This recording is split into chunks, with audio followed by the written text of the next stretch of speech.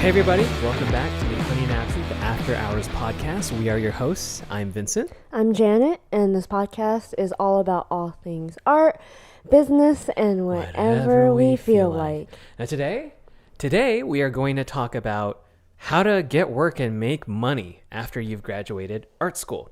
Now the first thing I want to do, the very, very first thing I want to do, and I want to spend a lot of time on this right now, is say congratulations. Seriously, this is a really big deal, what you've done. You've made it through 3 to 4 years of art education. You've invested countless dollars and time, sweat, tears just to get through certain classes. We've all been there, especially us. So truly, congratulations, you've earned this. You know, Janet and I, we never really had parents who truly supported what we did, like really gave us the emotional support. So for those of you who are listening, who are graduating or who are about to graduate right now, you have our support. And if you've graduated, congratulations. This is a huge first step, and you've invested so much. But now it's time to go to war.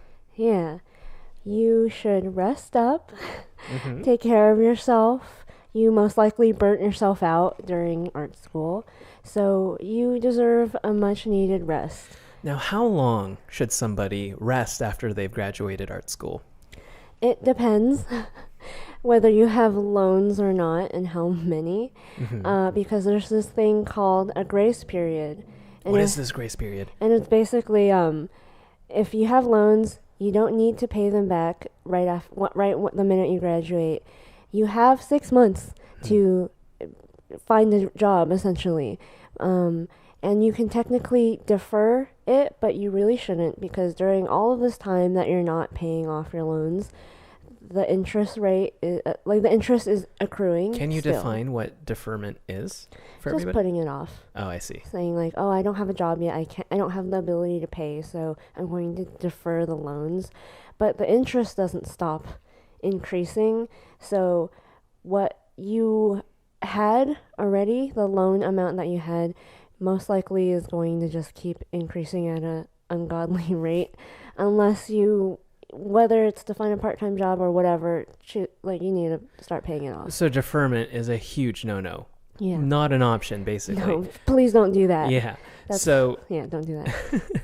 So after you've graduated art school, you fall into a few categories, and sort of the obvious one is a good handful of you have probably got picked up by a studio or an agency or whatever it is, and you're working immediately right after school. And to that, I say congratulations. You have incredible luck, probably incredible skill. Good for you. But you haven't completely won, have you? No, there are pros and cons to getting hired right away out of school, because when you do get hired right away, yes, you have a job, yes, you have a little bit of a leg up compared to your classmates, but you also haven't developed like your full network for jobs, like other recruiters or other connections to get your second job. So even though other people who haven't gotten a job yet, they work a lot harder after school to make those networks, to make those connections, so that once they get in, they have an easier time staying in whatever field that they decide to go into. So good. Don't stop networking them. Right. And a lot of the times when you graduate and you immediately get into a job, I can imagine, you work so hard at art school and you finally got the thing you've always wanted. You kind of chill out, possibly a little too hard. Whereas in all of your peers who haven't gotten work immediately, they're crunching their you're butts desperate off. And exactly. You have a lot more to prove. Right. And being in like a corporate environment, it kind of makes it's really cushy. Honestly, it's really cushy, and it's really easy to fall into the trap of, I don't need a draw unless I'm making money, which is a huge no-no. If you're an artist, if you're really into this stuff, you should be doing this because you're passionate about it, not because you want to earn a steady paycheck. Yeah. And working full time in a corporate environment can be really draining on you mentally too, creatively. It's not nothing compared to, I guess, like physical work, but it drains you in a way that's different. Right. It's hard to explain. You're coming into work, you're probably spending 30 minutes to 2 hours in traffic, especially here in LA. Yeah. You are spending 8 hours of work. Depending on which studio, you're probably going to be, working really, really, really hard. And you're going to be doing that for 5 days a week for about more or less 12 months a year. So that wears down on you. And it's not a sprint. It's a marathon. You have to be tenacious. Yeah, because otherwise your skills are going to atrophy. Right. And we have a lot of examples in our lives. Right. We've seen it happen. So, and for everyone else. This is for you. For everyone else. We have some advice on how to, what your options are. So everyone else who didn't get hired right away, it's not the end of the world. It's the norm, actually. Yeah. So don't feel, number one, don't feel envious that, whoever got a job and you didn't. Everybody's on their own path. Yeah. This is about you, not about everybody else. Yeah, and who knows what not getting hired right away will actually turn out to benefit you. Silver linings. Yeah, so there are some options for you. So there's freelancing. Mm-hmm. There is trying really hard to find corporate work at a studio or a company. Like an in-house job, right? Yeah. Yeah. And then getting a part-time job to pursue that to get full-time work at a company. Starting a business. And traveling. But if you are doing that, then you're not listening to this podcast. So yeah, you're chilling really hard. Yeah. You're not figuring out strategies. You're probably resting. Yeah. So that's your decision. Yeah. So let's start with finding corporate work. Okay. How does that, we know how that goes down, but how do you explain it for everybody else? Well, it's basically knocking on doors and working on improving your own skills all the while. And that's all you can control, essentially, working on your own skills. Knocking on doors is something you can control, but you can't force someone to give you a job. Of course.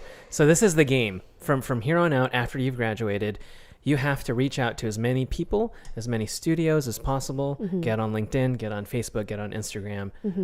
Whoever whoever you see works at Netflix, Disney, DreamWorks, whatever. Yeah. Reach out to them, ask them for advice. But there's a slight problem.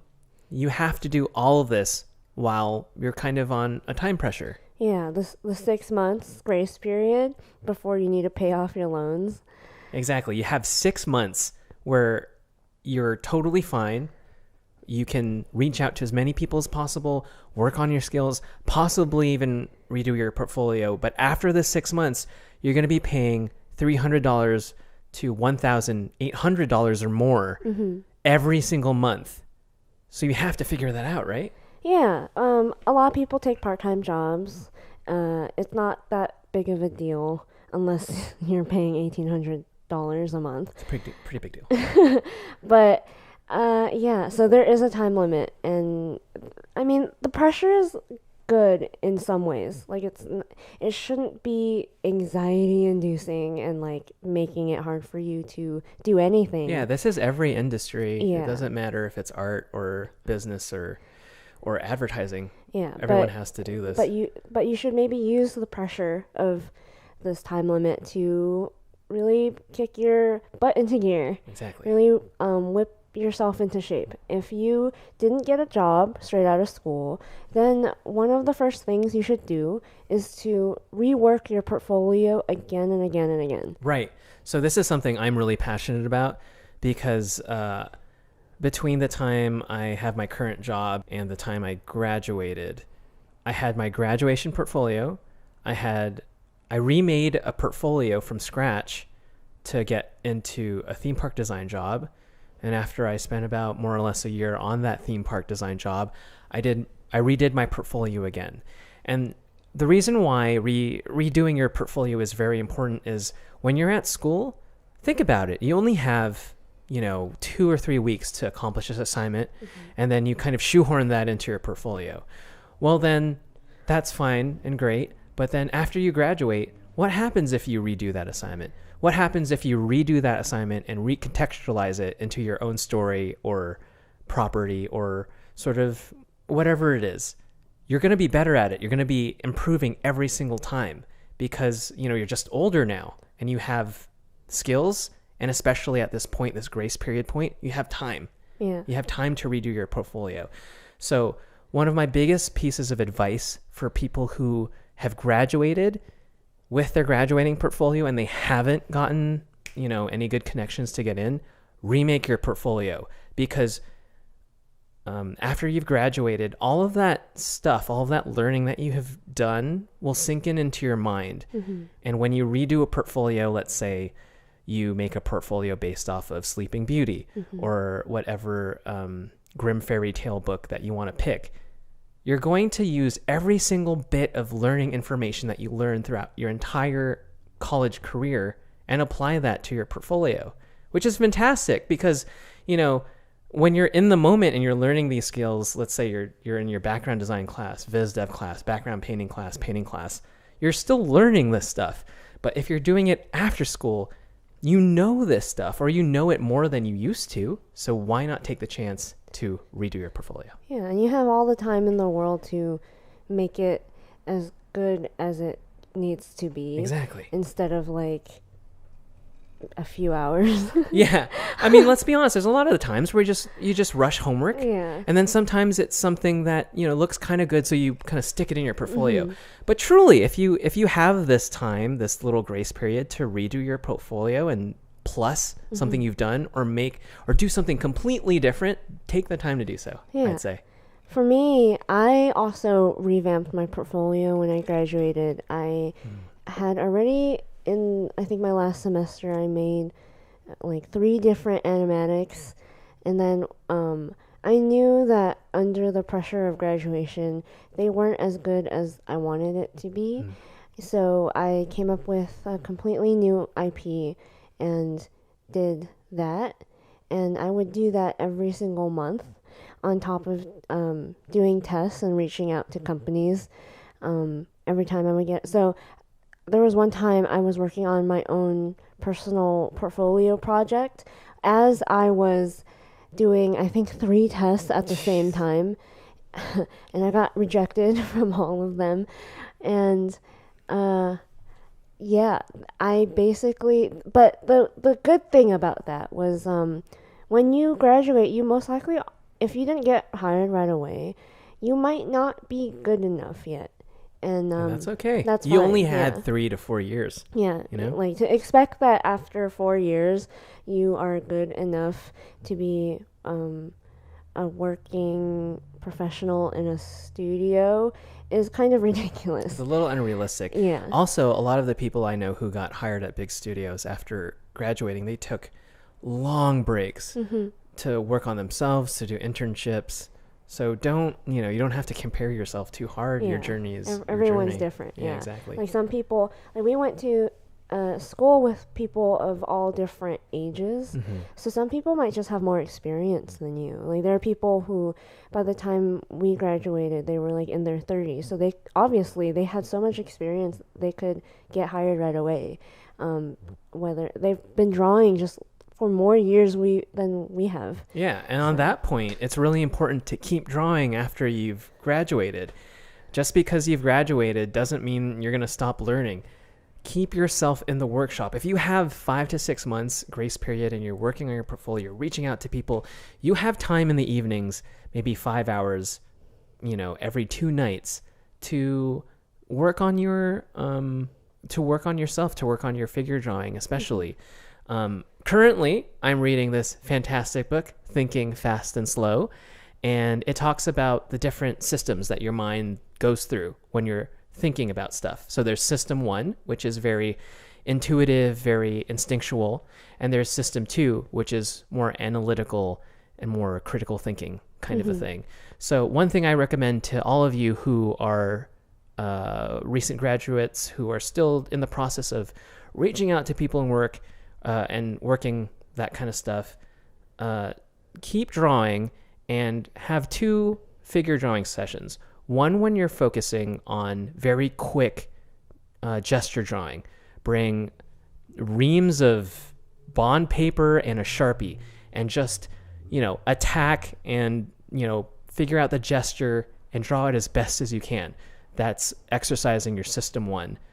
And system 2, have another session in the week. Let's say you do your Monday gesture drawing and you do your Thursday more analytical figure drawing. Take a nice charcoal pencil or a Prismacolor and some bond paper and really figure out the form, really study what's in front of you, draw over the form, and figure out construction and all of that stuff. So you're exercising as much of your brain power as possible. And if you're interested in that, please read that fantastic book, Thinking Fast and Slow. We'll have an Audible link to it down below. You'll get a free trial subscription. You can download a free book on us. And Audible's so great because you get credits every so often. So you could just download whatever you like. So even if you cancel, you still keep those free books. Yeah, it's fantastic. Yeah, use that link. Yeah. And also, we went to a lot of workshops together. We did. When we graduated. We really improved our skills by doing that. Mm-hmm. One workshop that we recommend, in our opinion, the best workshop in LA is the drawing workshop. The drawing club. The drawing club here in Alhambra, a little bit further down from Pasadena. Yeah.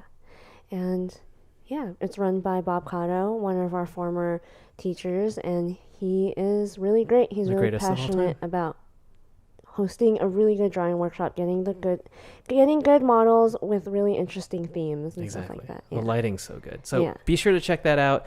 And when we were coming up, we also went to the Center Stage Gallery here in over there at Burbank, which is a great workshop nonetheless. We practiced a lot of gesture drawing at that time. A lot. We took a class with Dave Pimentel. Yeah, I think one of our biggest goals, because our school taught construction and really laborious planning for your figure drawings. Rendering, essentially.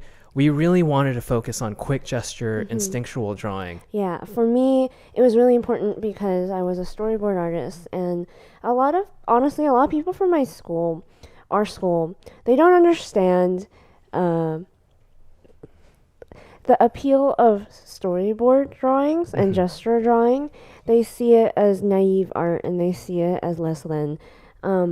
But I convinced Vincent to take this class because he didn't believe me. He didn't understand how hard it is to draw with a Sharpie. Can we talk briefly about this because it's such a huge thing? So, when I was coming up, I'm still really into design and kind of construction, all that stuff. Yeah. But you were doing storyboards, and a lot of that appeal required you to do these really quick gestural drawings, very instinctual, not too much planning involved. Yeah. And I at first thought, the typical thing of, that's easy. I can do that. I can just look at something and spit out a drawing. Yeah. You don't know how hard it is to do what these storyboard artists are doing until you sit down with a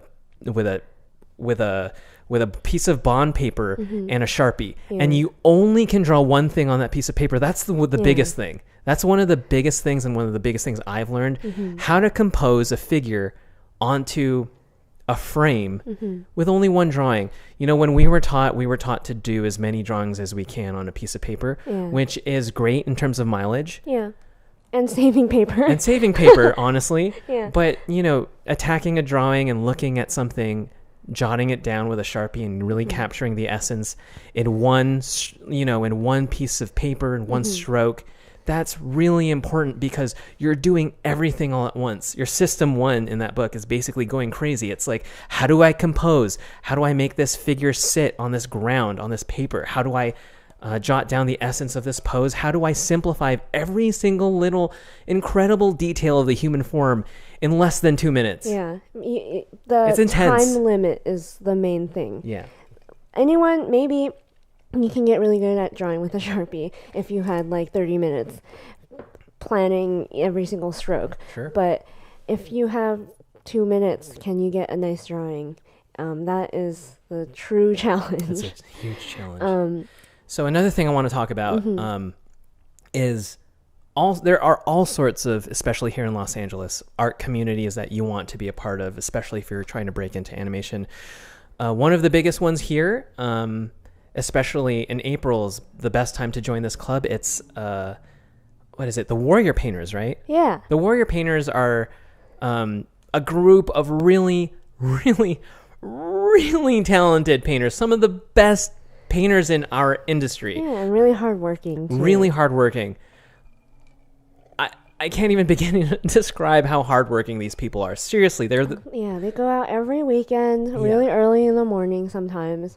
And go to these crazy places, sometimes 30, 40, 50 miles away. Yeah, like in Malibu. That's like Joshua Tree. Away, something like that, something crazy like that. And what the Warrior Painters do, they gather a whole community of their people, whether it be like, amateurs,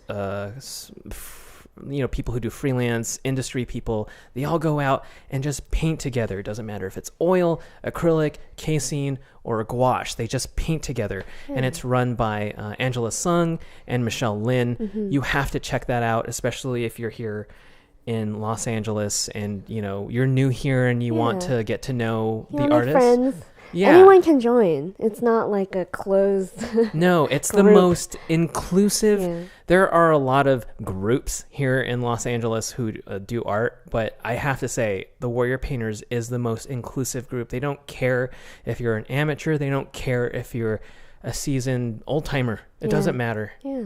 Everyone's there to support each other. Exactly. And help each other. There's no judgment or anything. Yeah. So what that also does is you're making connections with some really talented people. And, imagine somebody on the offhand says, oh, Netflix needs somebody. Yeah. There you go. There you go. There you go. And finally, you cafe sketch a lot. I cafe sketch a lot. I mean, I know you're not the best. No. You're not like the most fun because you like to just be in your own world. Yeah, I like being at home and drawing from home where I'm comfortable. So story time, I guess. Before I graduated, I had one more term left, and that was my graduating term. A term is basically about 3 or 4 months, right? So I took a term off. I took 3 or 4 months to just work on myself. And what I did was treat it like a job because I knew I was going to graduate and I was going to look for a job. So what I did was basically LARP having a job. What I would do is I'd wake up 8 o'clock every morning and I'd go to my local Starbucks at Larchmont, Los Angeles. I love that place. I hope I get to live there one day and buy a house there because I love it so much. But Larchmont, I would go there and I would cafe sketch at the Starbucks every morning as best as I could. And I'd stay there for as long as possible. And what I would do is basically, sit down with my bag and I'd have Prismacolors, basically an entire portable studio. And I'd put on my headphones. You kids listening to lo-fi hip hop on the Study channel on YouTube, I was doing that before you guys. I was listening to Nujabes and Shingo 2 with my headphones, which is music that you don't really like. No, well, I did. Yeah. I had a phase in high school where that's all I listened to, and now I'm just over it. Yeah. So I'd wake up, go to work, and vibe out to some music and draw people. And going cafe sketching, guys, it's really fun. And a lot of you people, at art school, you probably don't have the time to because you're constantly drawing. But when you're at the point where things slow down a little bit, try it. Go outside, especially in the morning. The morning is the best time. Your mind is fresh. The air is fresh. There's morning dew on the grass. Go out there and draw people. And you won't be surprised how much you learn just by drawing people. You get to learn the subtleties of attitude and the poses and all sorts of different people from different shapes, sizes, everything. Like you can basically capture the essence and make a character design of every single person you see. And that strengthens your skills, it strengthens your design, it strengthens your draftsmanship. And if you go the extra mile and paint or color these things with Copic or gouache or whatever it is, it's just the best for you. So I highly, highly recommend cafe sketching if you're, if you want to find a way to wind down during this grace period that you're going through. Yeah. And now I want to talk about freelancing. Okay, tell us about freelancing. So I started freelancing around 2 years into college, and I had been freelancing since then all the way till I got hired in animation. So about 4 years-ish. So tell everybody how you got into freelancing and what that process was like. It's a lot of cold emailing, honestly. How I got my internship first was cold emailing, responding to job applications and that kind of thing. What is this cold emailing? It's basically like you don't know anyone in that company and you're emailing them to ask for work. No connections or anything, you're just in the blind. Hi, you're introducing yourself and you're like, I'm available for work. And so that's what you have to do. You have to be unafraid, and you have to realize that these people that maybe you think are really busy or are too far out of reach are completely in your reach. You shouldn't take yourself out of the race before you even started. At least try. Try and email every single person that you can find the email for and ask for work. And that's what I did to get an internship. And once I got an internship, that opened the door to freelancing for the company that I interned at and other similar companies. And then eventually, how I got an agent to represent me for storyboarding, for commercials and live action things and whatever, was through cold emails. I was trying to find more freelance work, and I realized it was really hard for me to balance finding work, doing the work as a freelancer, and promoting myself. So what are the advantages and disadvantages and all of that to getting an agent? You have to pay an agent, and what the agent has is connections. They are the person doing all the cold emailing, they've done all the hard work for you. So you don't have to deal with any of that, but you pay them a percentage, usually about 20-25% of your income.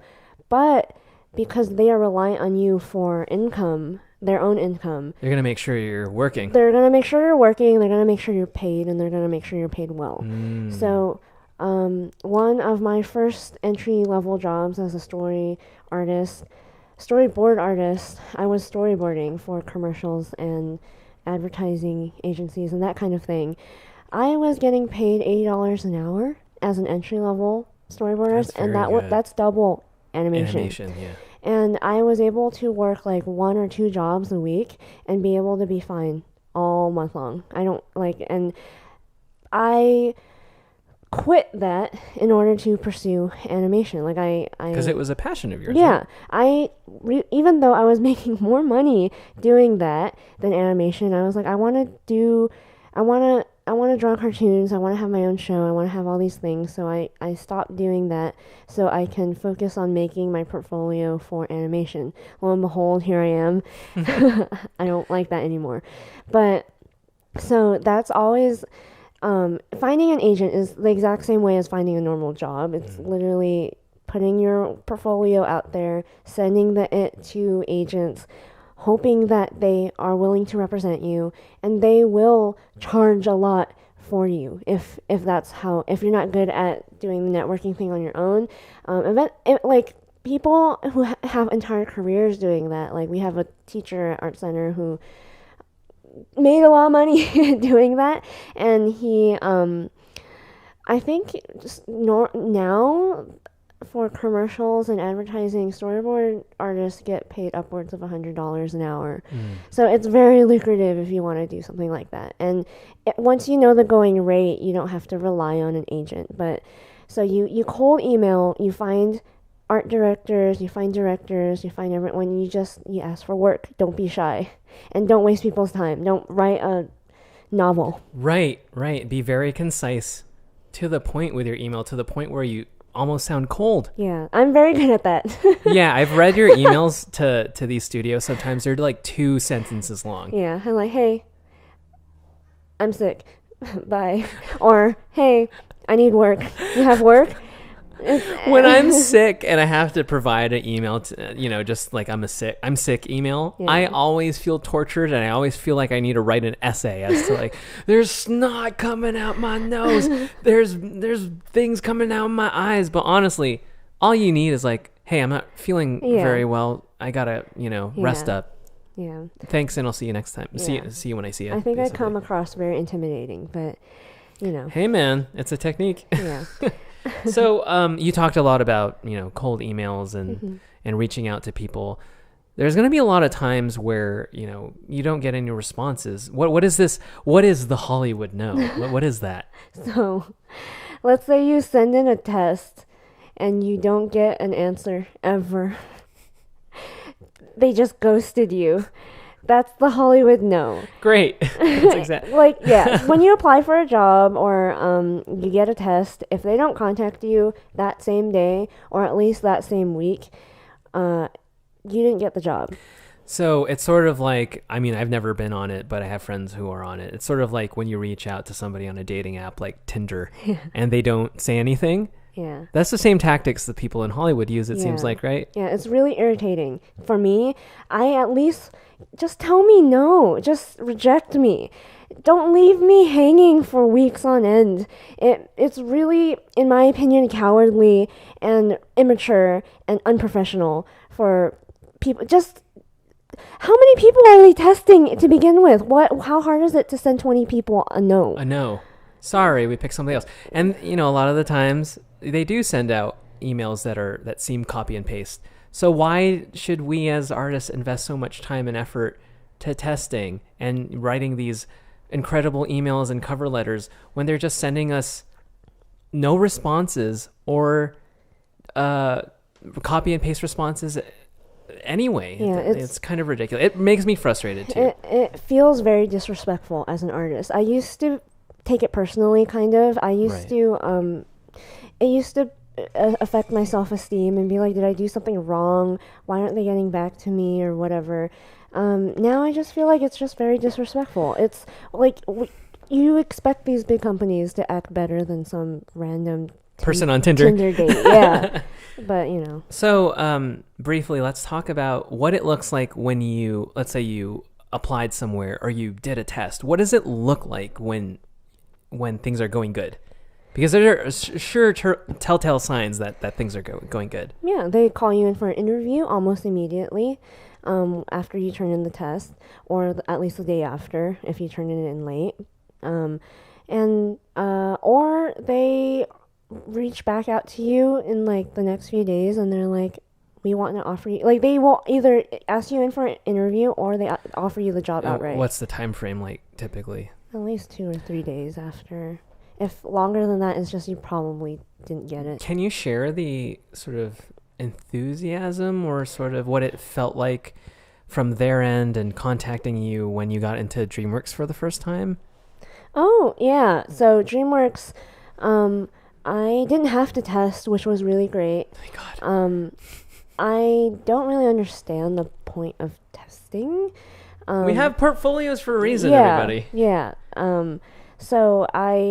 They saw my portfolio, they contacted me immediately and called me in for an interview. I went into the interview and then that day I came home, I think an hour later they called me and said they wanted to offer me a job. It's very sudden and instantaneous, right? Yeah. So for me, when I got into my studio, I did a test. Because I recently, at that time, my project ended and I had to get into a new job. Mm-hmm. So you recommended this thing for me at the studio and I was like, okay, I'll give it a shot. Yeah. So I sent out a test. Yeah. And, I did the best that I could. It was the very first test that I've ever done. So I was like, okay, I've seen you do tests and this is a test that I've done this before. I've designed a background before. I've done a little bit of production design as to what this space will look like. So I turned in a couple backgrounds, turned in a very lovely kind of production design orthograph drawing of what the space will look like. Yeah. And then I did the best that I could, and then I turned it in, and then lo and behold, a little bit after that, we had to go on our Valentine's Day vacation. So I turned it in, and I just didn't want to think about it, because after seeing you do as many tests as you've done, it's best to just forget about it and move on to the next thing, because you don't want to just be dwelling on, are they going to get back to me, or blah, blah, blah. Because most likely they won't. They won't.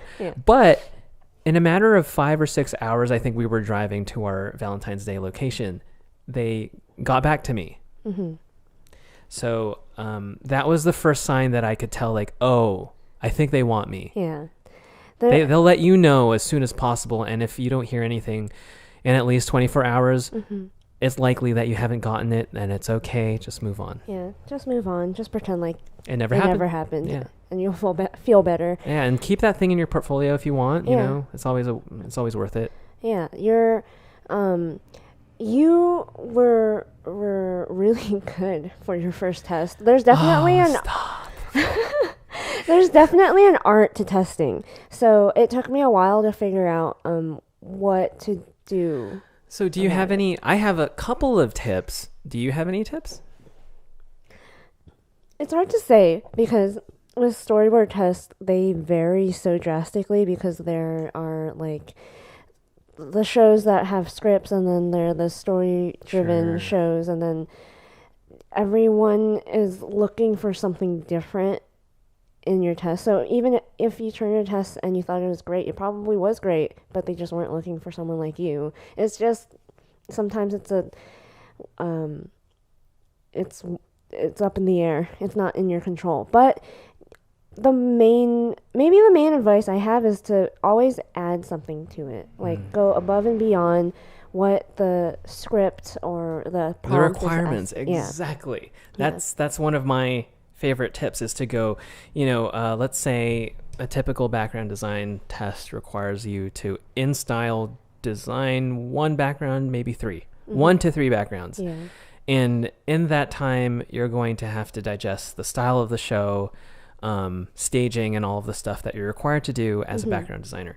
One of the things I like to do is obviously go above and beyond, not just, like if you were tasked to do 3 backgrounds, maybe have a few sort of prop designs of the things in the background. Maybe have an ortho, go above and beyond and do an ortho of the space if you have time.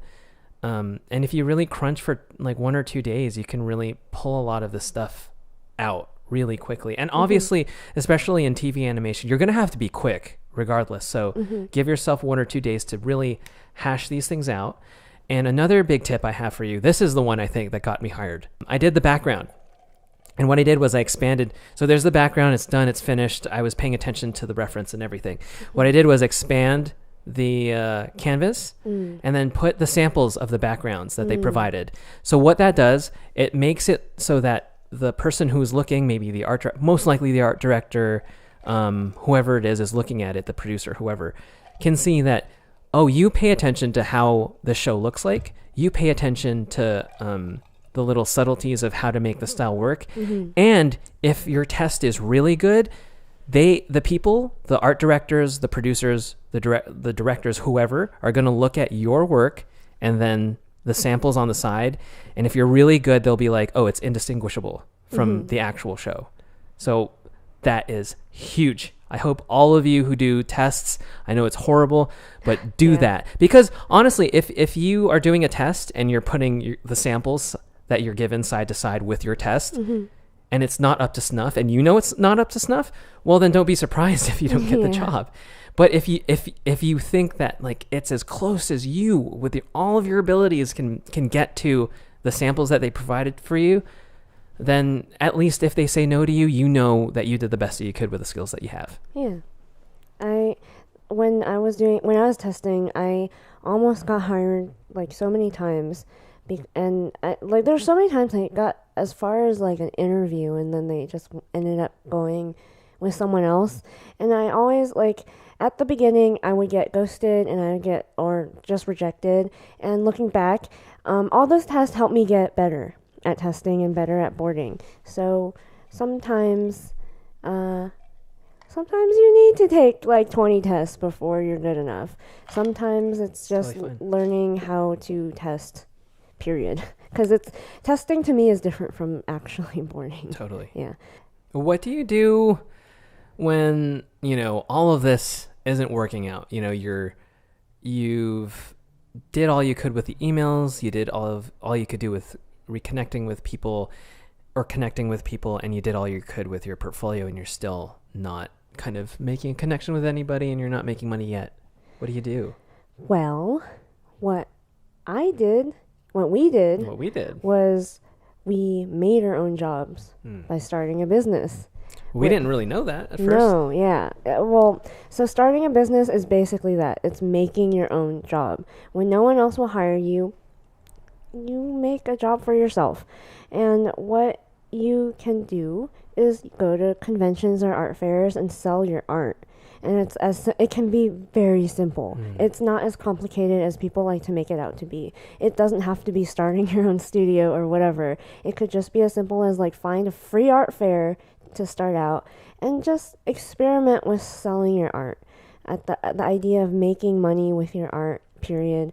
And when we first started, we failed a lot, but then eventually we got really, really good at it. And we were making thousands of dollars selling our art at these conventions, so that we were making some nice bit of change to support ourselves without having to rely on a company or for freelance or for full-time corporate work. To the point where you were about to just, give up getting into animation and just doing conventions full-time. So the first convention we've ever done, let's start with the first convention I've ever done. The first convention I've ever done was Anime Expo with a good pal of mine, Eugene, Duke of Flies. Make sure you follow him on Instagram, Duke of Flies, Duke _of _flies. Fantastic storyboard artist.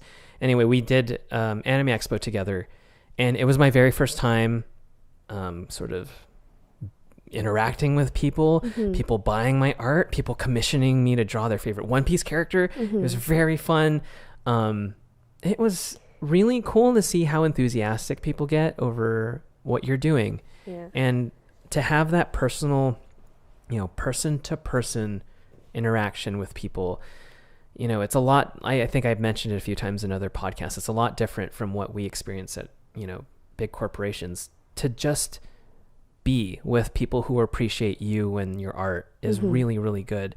And it's a feeling that is unrivaled. It's my favorite feeling, to just be with people who enjoy my artwork. And so when I did Anime Expo, I learned very, very early on that I think I really, really like doing conventions.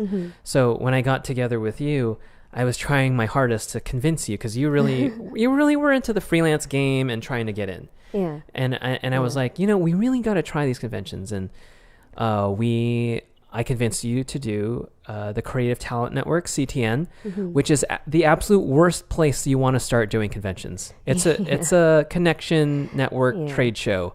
That's not where you want to be. No. You want to be at smaller fairs or anime conventions or comic conventions. Yeah, just a place where the audience wants to buy work. Because a place like any kind of networking convention is a networking convention. Right. They're not necessarily... The priority isn't to make money, it's to make connections, right? Yeah. And the biggest and most important part about starting your own business to make money with your art is to really learn social media marketing. And our philosophy on how to approach this has changed through the years. We started in school, and I didn't really take it seriously. I actually, lesser known secret, I don't actually like being on camera or out in the world of social media. I do it for business. I do it for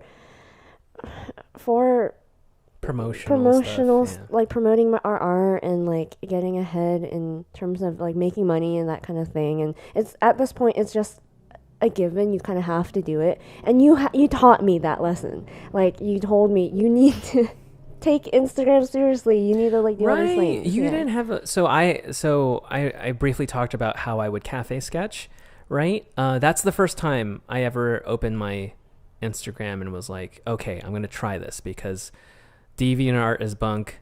I don't really, Tumblr, I think I was doing Tumblr actually at the same time. Blogger was a little too primitive for me. Yeah. So at the time, that's when I started to do Instagram. And by the time you and I got together, I had a good handful of people following me. And I was like, you should do this too. I was like, and why? Exactly. I remember you would be like, why? And I'm just like, it's putting your work out there. This is, and now that Instagram has all of our employers on there, it's become so much less fun. Yeah. But at the time, it was fun and it was freeing to just like make art and just like have people like it. And, all the joyful stuff, all the good stuff Instagram used to be known for. And now it's just like this whole awful toxic mess. Yeah. Anyway, we digress. But yeah, so social media marketing Right. is really important. You really need to put yourself out there, but at the same time, don't treat it so preciously. Right. I feel like people are really, they treat it like their portfolio, or they treat like they curate their Instagram feed and everything like that. But the way the algorithm works these days and the way social media has been working these days is like you're not going to get in front of all the eyes that deserve to see you or that you're trying to get in front of. And you really need to just put everything on there and document everything. Yeah, about 5 years ago, there was this philosophy that we sort of like we kind of adhered to, where you have to make your Instagram into a gallery, right? Yeah. Whereas in these days, Instagram is about like, what are you up to? Yeah. Right. So if that's the framing of the app, then just poop out as much content as possible.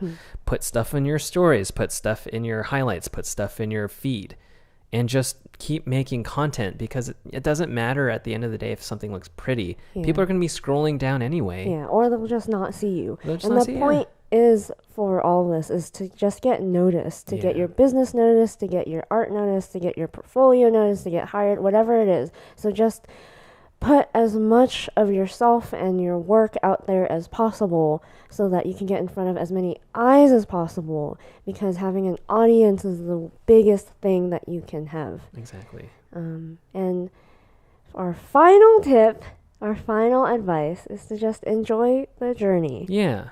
Even though there's a lot of pressure of, you have to pay off loans and all that stuff, it's still an amazing journey. Like you've been at school for 4 years and you have the rest of your life to kind of do with the skills with what you want. You want to be an animation person, go for it. If you want to do editorial illustration, do it. If you want to do toy design, do it.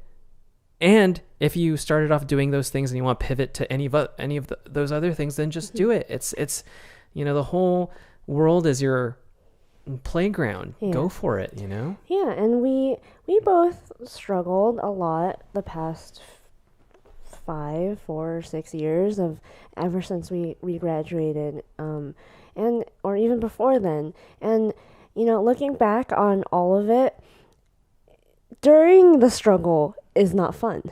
No. But looking back on it, you understand those things needed to happen in order for you to be where you are now. I'm grateful for all the hardships that I have, because it taught me a lot of things, and it made me the person that I am now, a much stronger person. So even if you're struggling right now to get work or whatever it is that you're chasing after, just know that like sometime down the line, you'll look back on it and you'll be able to appreciate the struggle and just learn to enjoy it. I guess. Yeah, well said. Well said. And we wish you guys the best of luck, and we know how scary this can be. We know how intimidating it is to reach out to people, But just know that if, two dinguses like us, yeah, if we could get hired, you can get hired. Exactly. If we can get hired, you guys can too. So just keep at it. Keep your head high.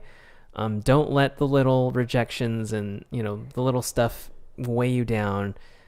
You're in this for if you've graduated right now, you're in this for the long haul. Yeah, and if you graduated, you've been through worse, honestly. Yeah. You can do it. I don't think I've ever experienced anything worse in my professional career than I have in my college art center career, I'd say. Yeah, I mean, high school taught me hard work. College taught me perseverance and tenacity. Yeah, and so like anything after that, I could handle. Yeah. So briefly, that's the end of this segment. But we also want to talk about, because we kind of touched on it on this podcast. Yeah. We want to talk about what's coming up next for the series of podcasts that are coming up. It is basically about how to make money with your art. A simple, very, straightforward business podcast where we expound on a lot of the stuff that we touched on and how to sort of get your own little honey and absinthe-like business or any sort of business started. Yeah, we'll talk about how we started our business 6 years ago. We did start it 6 years ago. I don't know why people think that we are just starting it. That would be profoundly foolish to just quit and just make stupid. A business all of a sudden. Yeah. Yeah, that's funny. So yeah, we will talk about our business, how we made it successful, how we started our very, very first baby days 6 years ago, and baby Janet, baby Vincent, and how we were able to make an average profit of $10,000 every single year, and that's profit, not net, right? Not gross, and so. Yeah, if you want to learn about how we started and how maybe you can start too, and it's easier than you think, stay tuned for the next episode. Yeah, and if you like this podcast, make sure to share it with your friends. Hit that like button and subscribe button. Jingle our bells. Jingle our bells.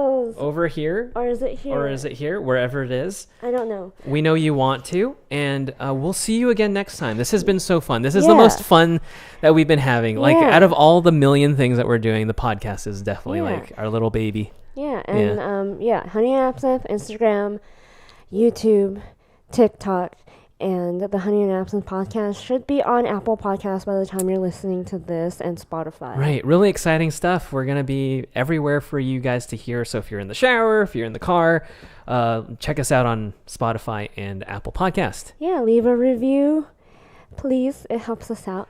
Yeah. And we'll see you in the next one. See you in the next one. Bye-bye.